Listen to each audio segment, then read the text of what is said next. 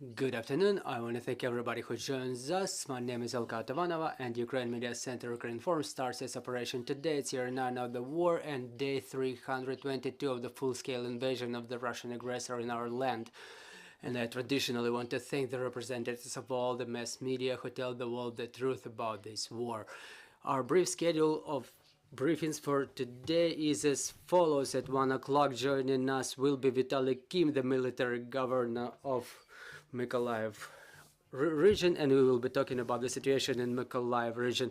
At 13:30, joining us online will be Dmytro Zhivitsky, the military governor of Sumy region, and we will talk about the situation in Sumy region. And joining us right now in this studio is Andrii Zhuk, co-founder and chairman of the Retail Association of Ukraine.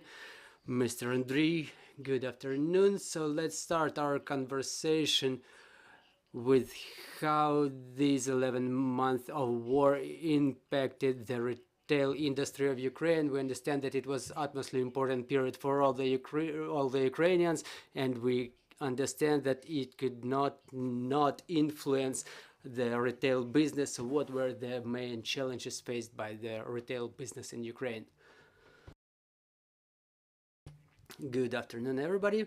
Dear colleagues, good afternoon, dear spectators. I'm co-founder and the chairman of the Retail Association of Ukraine. It's their organization of retail networks which unites both food and non-food chain stores. So the stores that not only sell food but other kinds of household goods. For example, today we will be talking about the economic front that we are fighting on, and it's quite interesting. Why? Because food and retail are critical infrastructure for our population. In fact, we remember the month of March. I would like to start with March today because every month we make an analytical summary, and the month of March is the starting point when we see what's going on with the industry, and on a monthly basis we observe what's going on and we can analyze certain facts. So we will, as I mentioned, we will be talking about both food and non-food retail chains. About 29% of the chains were closed in March. So it was only 71% of the chain stores that were operating as of the end of March. So when we summarized our analytical data by the end of December, we found out that only 7% are still closed, while 93 others are operating. But talking about food retail in particular, 21% were closed by the end of March, and only 5% are not operating as of the end of December. So these are the figures that can demonstrate how the industry is moving, and however, those are not the economic indicators of the operation of this industry. For example, only 65 food supermarkets were working in Kherson in the beginning of the year, and now it's only 5 of them. And those are such chains as ATB, Tavriave, Silpo, and Eco Market. So now it's only 5 of them working. Meanwhile, 65 were working in the beginning of the year. So the industry were standing united from the very first days of war. We created a working team that included the biggest retail chains, along with the representatives of the Cabinet of Ministers and the Office of the President, and every day during about 2 months we were holding meetings, and we were solving very important issues. There were a lot of questions, and we were receiving very prompt responses. And I want to extend my appreciation about this cooperation with the Office of the President. I never mentioned it publicly, but thanks to this cooperation we witnessed that there were food products in the shelves of our supermarkets in March. And the contribution of the Office of President is huge, and the industry were felt it easily to adapt to the new conditions, because I mean, in case there are no products in the shelves, the population might start panicking, and it helped us to go through those difficult times. Andrii, you mentioned that the industry got back to its normal operation. Well, maybe not back, but according to the figures that you just voiced, we see that with the exception of 5%, the stores opened. Do those figures include the stores located in temporarily occupied territories? Yes, this figure includes the stores that resumes their operation and the new stores as well, because there was a huge migration in Ukraine, not only in terms of population but business-wise as well. Many retailers, they started opening new stores in safer regions of Ukraine. So there was a very serious, very big-scale migration. So I want to mention again that 5% are food retail, and it's not an economic indicator. Our activity became, I would say, the cost of works grew substantially, as well as logistics, for example, and many other things became more costly. We will talk about that a little bit later, but we lost about 7 million of population. It's the figure equal to the population of Finland, for example. And those are the people who don't buy products in Ukraine now, and it's a big challenge for retail now.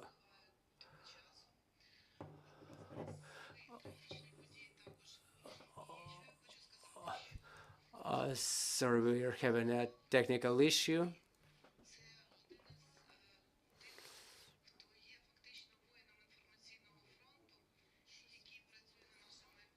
We got some run signal here. Yeah, we can continue. I can also tell you what's going on in the industry, what we're seeing.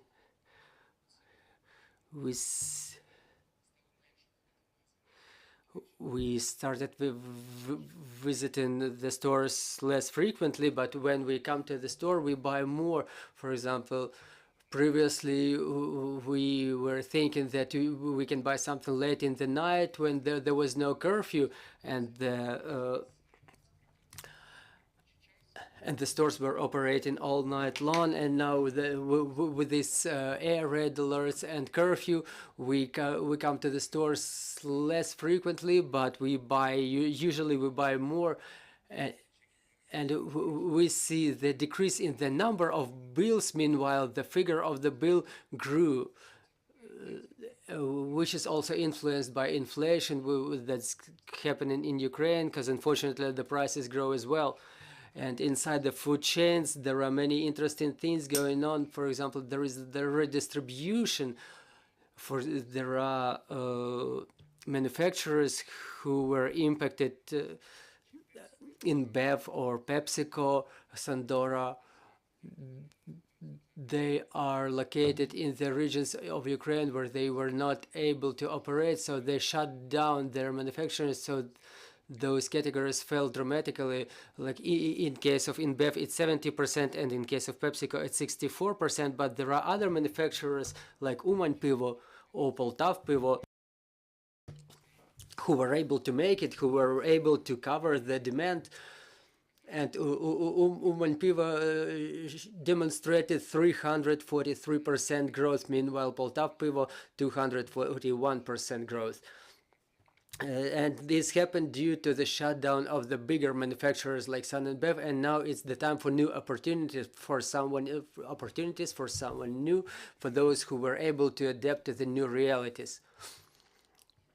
You mentioned about the return of retail chains to Kherson, but judging by the figures that you mentioned, it's slow. But the return of the retail chains to the deoccupied territories, how was it happening? How was this challenge difficult for our business?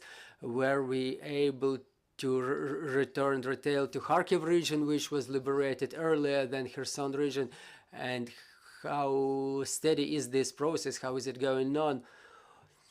Well, we all understand that there are many technical issues that do not allow us to do it in a prompt manner, but for retail, it's very serious investment of cash and time. And its principle, as soon as there is an opportunity, news opportunities of work, retail starts working immediately. So within the first week after the liberation of Kherson, we've all seen the interview of the Director General of ATB, who was already opening the store, the ATB store in Kherson. So imagine just to deliver the goods within a couple of days to resume the normal operation of the store. I'm having goosebumps actually. It's a real deed. It's a real deed that was made by retail and that is being made by retail now. And now many shops are out of operations. As I mentioned, only 5 out of 65 are working. And we see there are sales in those stores. There is population who needs to have their demand covered, and the situation is way worse there with the air raid alert, and the generators are working all the time there, which is 3 to 4 times more costly than working out of the power grid. You just touched the subject that I wanted to talk about. We understand that our retail already learned how to work under the conditions we all ended up in, but then October came when the massive strikes on our energy infrastructure began, and it was another challenge for retail how to arrange their operation under those circumstances. We know that many retail chains opened the resilience stations based in their stores. So how did they make it? Retail was preparing beforehand, but you cannot be prepared for everything. What happened in October 2022 was the first shock, but we started working, we started procuring generators, and the association, one of our type of activities is the analytics, and I can share those unique figures with you. As of today, out of food chains, 50% are equipped with generators. In fact, it's the half of the retail chains, of food retail chains. They can work autonomously. Until the end of January, it will be 55%. So until the end of January, the majority of the food retail chains will be equipped with generators.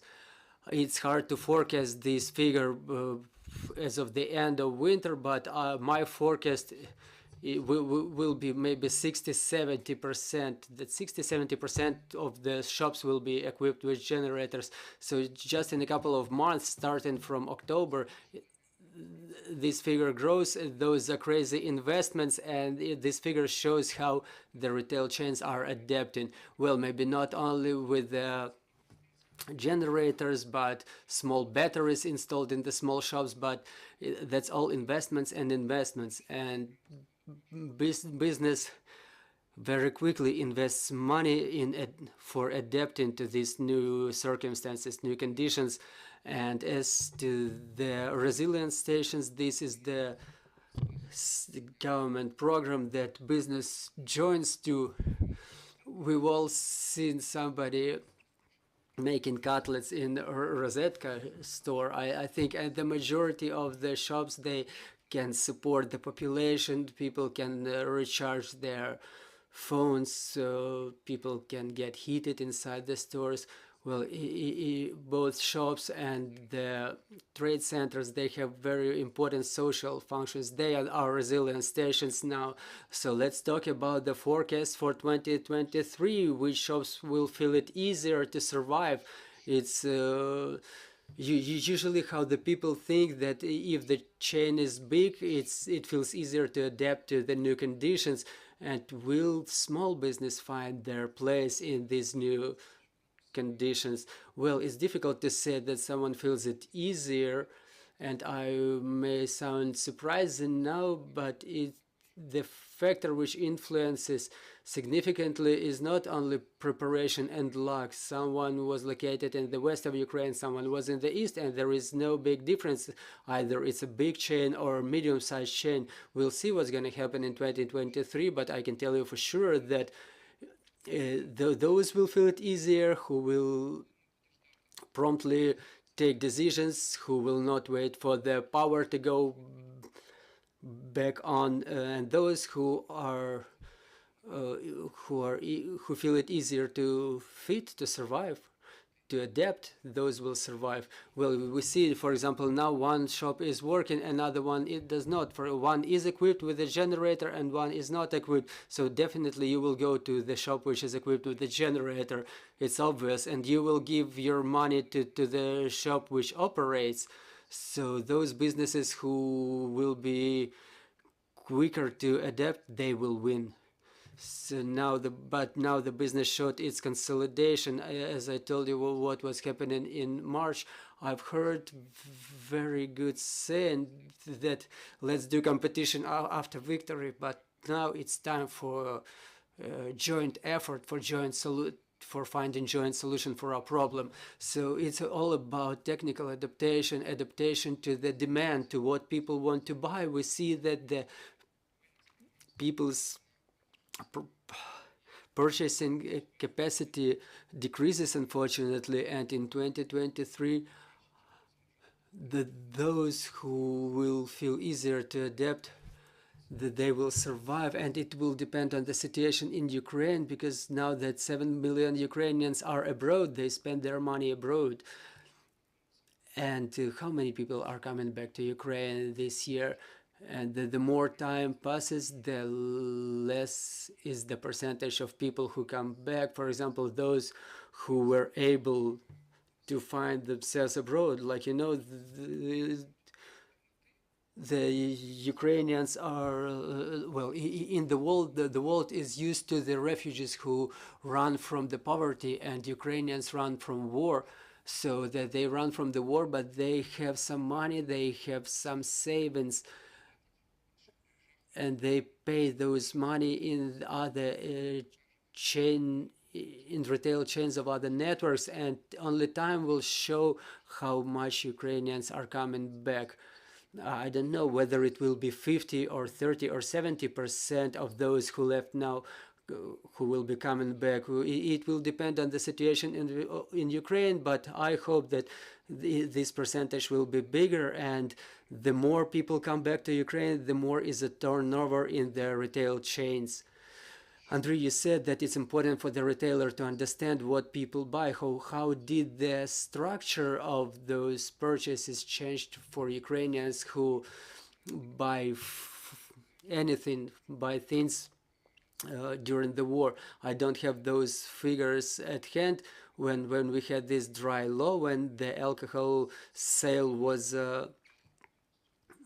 restricted, so that category fell dramatically, but then it started resuming its growth when the restrictions were released. And there are still many restrictions still in effect in Ukraine, which still make it difficult for the business to operate. There are it's the decentralization in Ukraine, and in every region the local government resolves on the restrictions. And besides alcohol, I can tell you also about the children's goods. Well, because the majority of those who left Ukraine are women with children, and this category of products, it fell dramatically as well. For example, the household appliances, they demonstrated minus 40% falling. I was talking to car importers recently. We can include this in retail too, and their fall is minus 60%. So when we compare it year to year, it's minus 60%. So people now buy 60% less cars in Ukraine. Are those who growing among the categories of goods? Well, I told you about those who were able to adapt, like Uman Pivo, Opal Tav Pivo, so they grew times. They grew, they grew their sales times and times. And I can also add that analyzing the retail activity in this year, we observed that 87% new shops were opened. So we forecast that in 2022 there will be probably 20 new stores or 200 new stores opening. So new stores are opening. Thank you for this information, dear colleagues. If you have any questions, please go ahead. Good afternoon, Yulia Vakumova, Ukrinform. Could you please tell us, do you have information regarding the changes in the number of retail employees? Did this number grow or did it decrease? Do the retail chains and the owners, do they feel any deficit of staff? Thank you. It's a very good question. I don't have these figures right in front of my eyes, but I can tell you that there is a decrease which amounts to less than 10%. After we wrap up, I'll show you the exact figures in my notebook, but those figures are less than 10%. There is about less than 10% decrease in personnel, which poses a minor issue, and it's the biggest problem in the deoccupied territories. To reopen the store, you don't only need to buy the generator and to deliver the goods, but the question number one, as you mentioned, is the employees. For example, in Kharkiv region, it was difficult to open quickly because people left. And the number one thing is to find people, because if people leave and they're afraid to come back, it's very difficult to get them back. Well, now it becomes a little bit easier because somebody did not open at all, and those who open, they are able to find the new employees. But there is this problem, and it's a serious problem. Any more questions, dear friends? No more questions. I want to thank you, Mr. Andrii. I'm reminding you, joining us was Andrii Zhuk, co-founder and chairman of the Retail Association of Ukraine. Thank you. And for your dear colleagues, our next briefing is at 1300. Joining us will be Vitaly Kim, and we will be talking about the situation in Mykolaiv. Bear with us. Glory to Ukraine, glory to the heroes.